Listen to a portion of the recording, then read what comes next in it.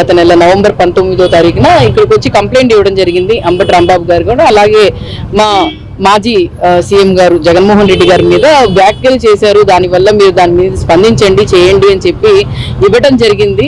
కానీ ఇప్పుడు దాకా కూడా అంటే చెప్పినట్టు 14 రోజులు వాళ్ళకి అంటే వాస్తవాలు తెలుసుకోవడానికి చేయడానికి 14 రోజులు వాళ్ళకి చట్టానికి టైం ఇవ్వడం జరిగింది. కానీ దాని మీద స్పందించకుండా ఇప్పుడు దాకా ఏంటంటే వాళ్ళు ఏదైనా కూడా గవర్నమెంట్ టీడీపీ గవర్నమెంట్ కానీ కూటమి గవర్నమెంట్ కానీ వాళ్ళు ఏవేవి చెప్పారో దాని పనులు చకచకా చేస్తున్నారు. కానీ అంటే మీరు ఎగ్జాంపుల్ గా నిజం చెప్తే ప్రేమ్ కుమార్ అన్నదే చూసుకోవచ్చు. ఎక్కడో ఆయన ఒక వీడియో పెడితే 7 లక్షల మంది మందో లేకపోతే జనాల్లోకి విపరీతంగా వెళ్ళింది.